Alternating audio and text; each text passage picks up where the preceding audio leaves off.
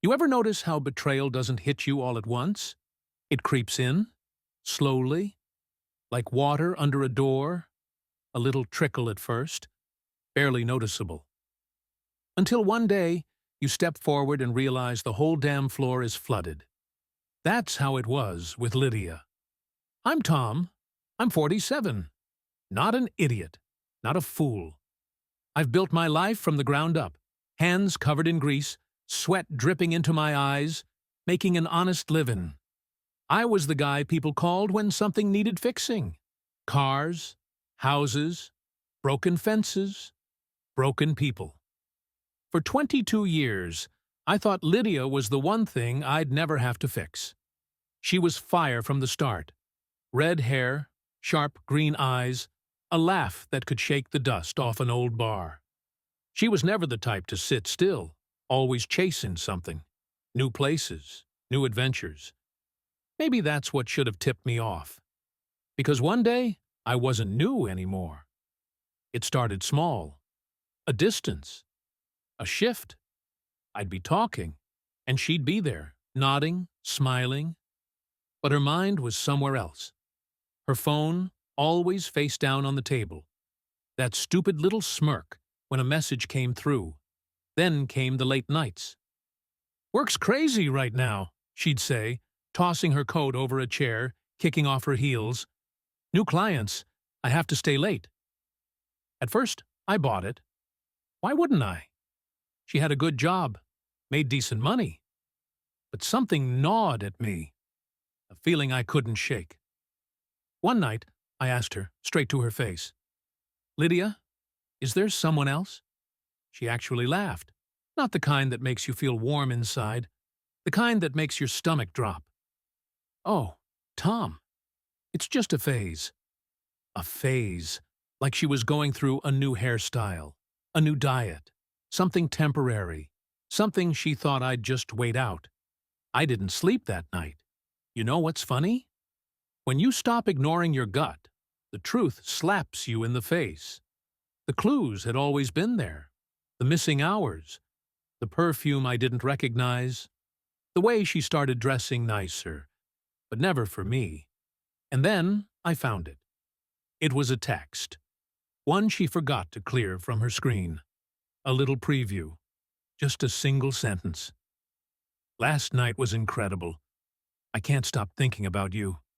No name, just a number. I stared at it for a long time, my hands numb, my mind blank. And then something inside me clicked. I wasn't going to wait. I wasn't going to ask. I was going to know. So I did what any man in my position would do. I found out. I ran the number. And guess what? I knew him. His name was Eric. Mid-30s, gym rat, always had a cocky grin.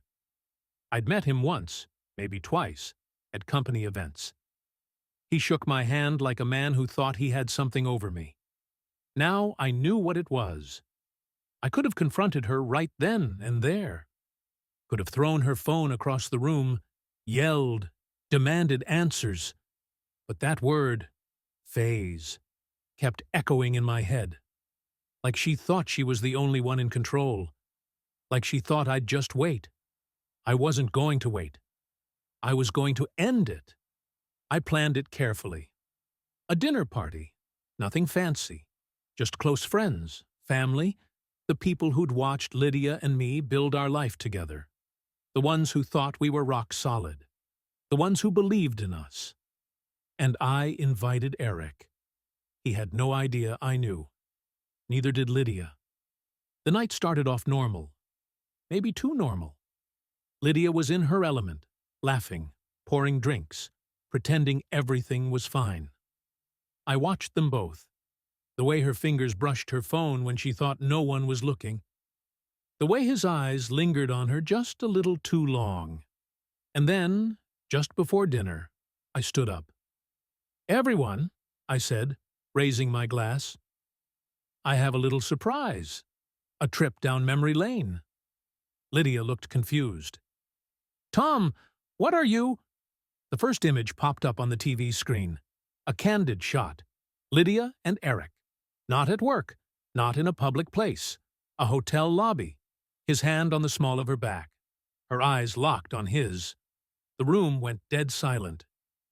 Then came the next photo. And the next. A collection of stolen moments, messages, receipts. A trail of breadcrumbs leading to one undeniable truth.